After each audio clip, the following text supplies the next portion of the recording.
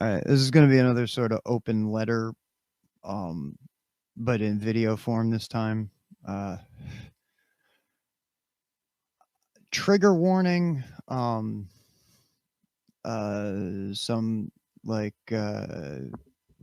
bigotry and violence and trauma and potentially harmful language.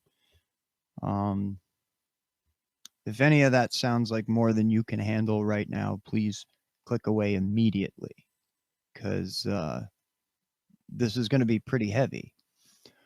Um, I'm going to go basically off the cuff. I tried to write a script a bunch of times. It's just not happening. And a lot of this is shit that I've said before, just in a different format. I'm uh, I'm gonna probably not edit it down unless I pause for a really long time. So just bear with me. Um, and everything I say right now could be applicable to a bunch of different people. But there is obviously one in particular that I'm talking to right now based on the title, uh, Rough Like Sandpaper. So, first of all, I'm all for taking a rougher, meaner, angrier kind of street approach, even if we're just talking about the creation of online agitprop. However, the ramifications of that are double edged.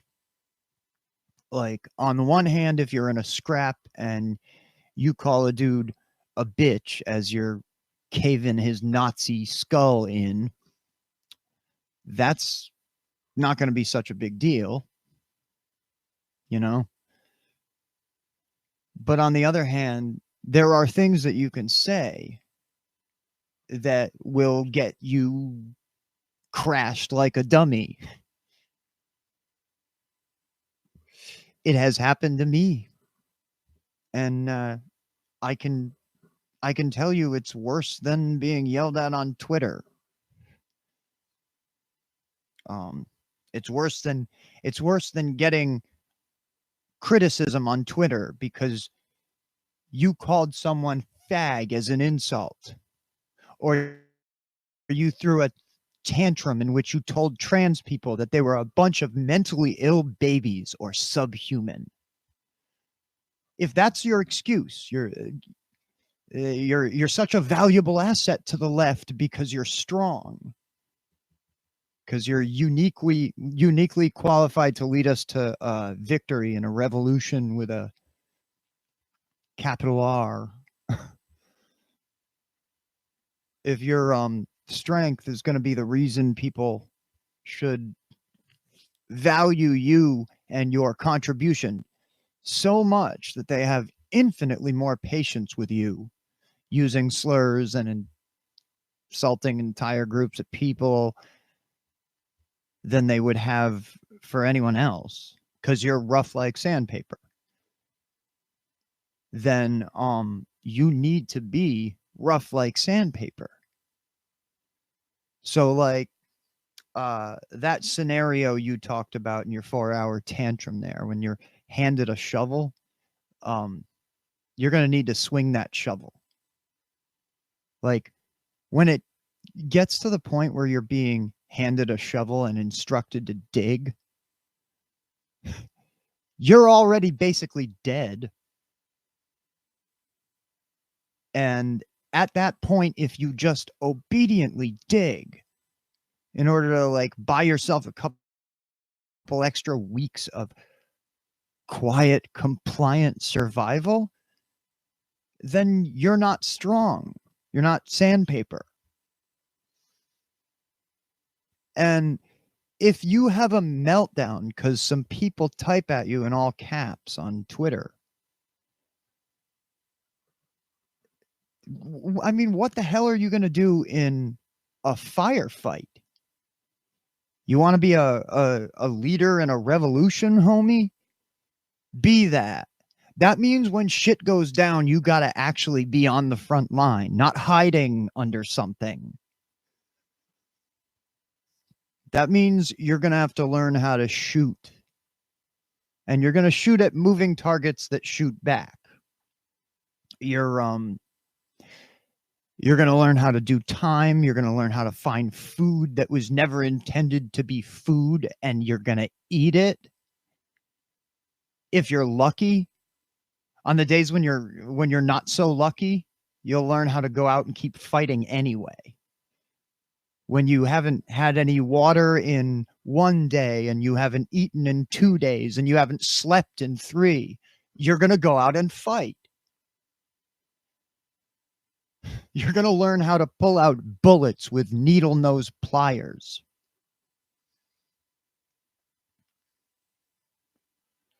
You're going to learn how to patch up your own wounds with super glue and duct tape. If you can't handle a little Twitter spat, comrade, how are you going to handle all that shit?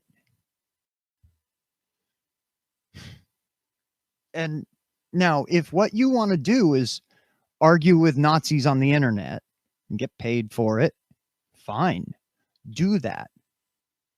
You can be an online propagandist, and that's a role that needs to be filled. And maybe a handful of the like second and third hand anecdotes are actually true. The Nazis you supposedly converted to leftism. Great. Thanks. Good job.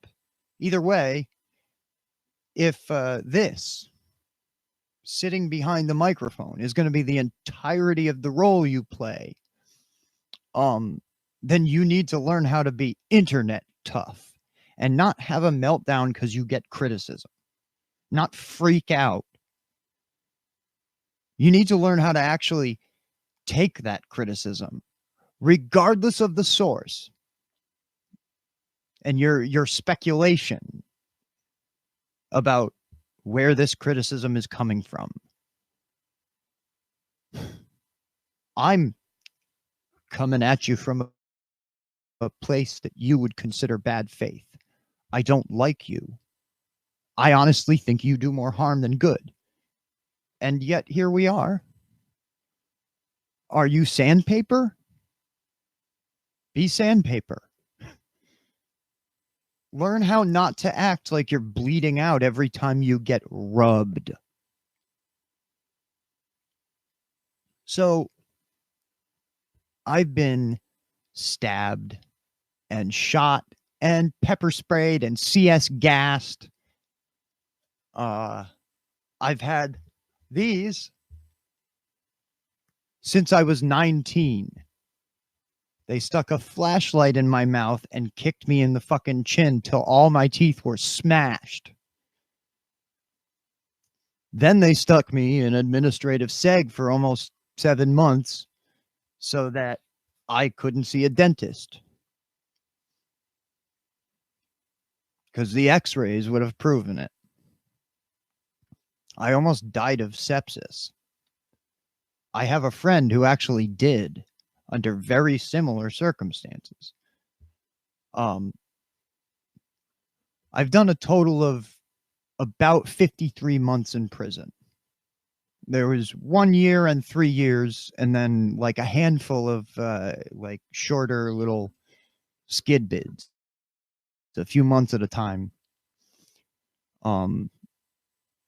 In that time, I learned how to know what I'm looking at and what I'm not. And when I look at you, I don't see, and when I listen to you, I don't hear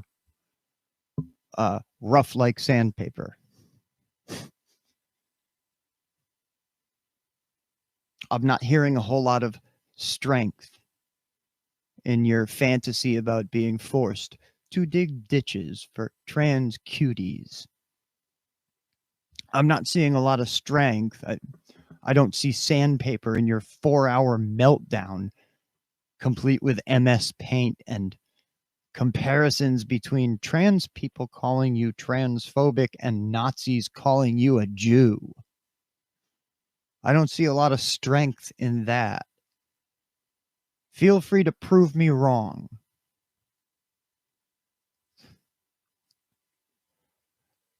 So the sheer amount of time you spend streaming and arguing on Twitter and making YouTube videos and having uh, cordial, happy little chats with Jesse Jesse Lee Peterson. Um, the amount of time you spend doing all these online things, unless you never eat or sleep, it's like mathematically impossible that you're actually getting in any direct action, you know, deeds.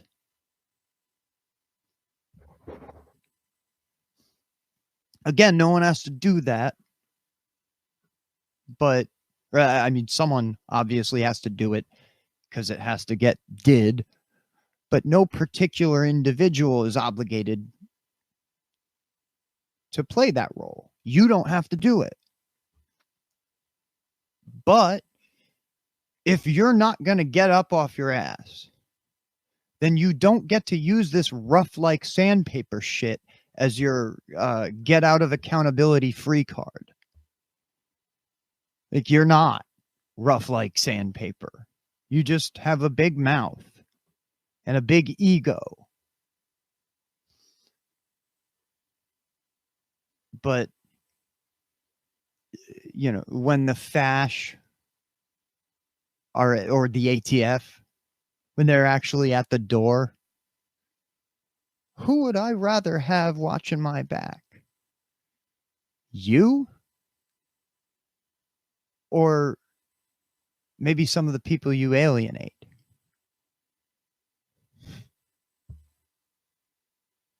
One of the Nazis that you converted to some kind of milquetoast sock dem liberalism, or one of my black or gay or trans comrades? Who do I trust not to snitch on me when the pressure is on?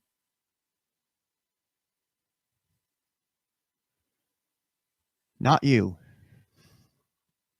I think you would fucking fold because I think you're soft like a marshmallow, not rough like sandpaper. And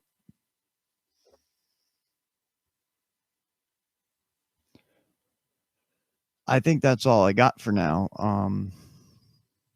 Just some shit to think about. Thanks for watching, listening, so on.